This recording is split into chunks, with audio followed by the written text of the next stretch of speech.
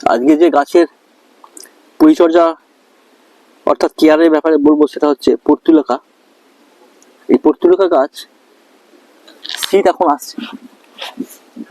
এখন আসছে।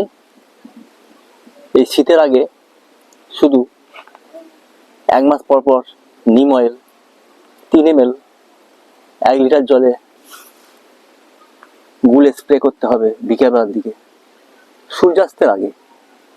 তাহলে এই গাছের গ্লেজ, ফুলের সাইজ, ফুলের রং খুব ভালো থাকবে। এইভাবে অনেক বুশি আকারে পর্তুলাকা গাছ আমরা পেতে পারি।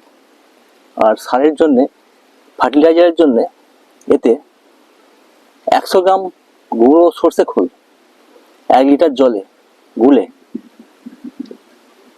2 দিন থেকে 3 দিন রাখতে হবে। চতুর্থ দিনে সেই জলটাকে একটু লাঠি দিয়ে গুলে তারপর সেখান থেকে 1 কাপ নিয়ে 1 লিটার ফ্রেশ জলে গুলতে হবে।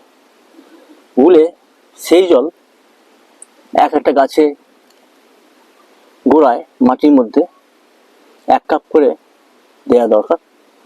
দিয়ে একটু হালকা জল দিতে হবে, জাস্ট খালি মাটিটা ভিজে যাবে।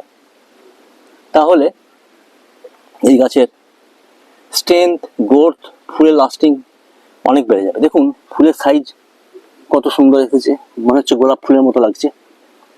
ফুলের সাইজও খুব ভালো হবে।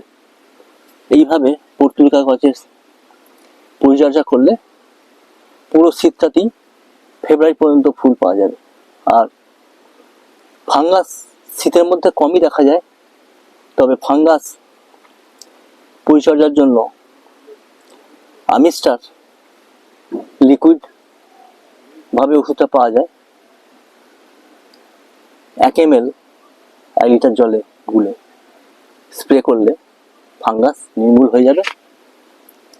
আর ইনসেকটিসাইড, ভাইরাস, ব্যাকটেরিয়া 2 মাস পর পর কাকা বলে একটা লিকুইড আছে, যেটা 1 ml 1 লিটার জলে গুলে স্প্রে করলে বিকালের দিকে এই ফুলের পরিচর্যা খুব ভালোভাবে করা যাবে।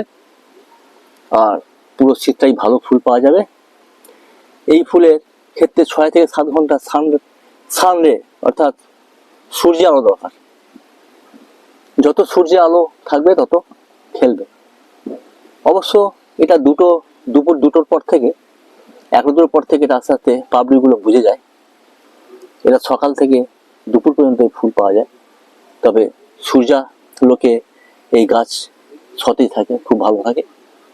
এবং প্রতিদিন সকাল 9টা-10টার মধ্যে ভালো সাইজের, ভালো আকারের ফুল আপনারা পাবেন।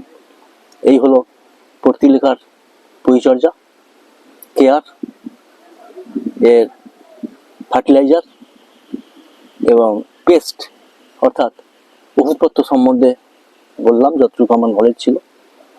আপনারা যদি ভিডিওটা ভালো লাগে অবশ্যই শেয়ার করবেন, অবশ্যই সাবস্ক্রাইব করবেন, যাতে পরবর্তীকালে আরো ভালো ভালো ভিডিও তৈরি করতে প্রেরণা পাই। ভালো থাকবেন, থ্যাংক ইউ।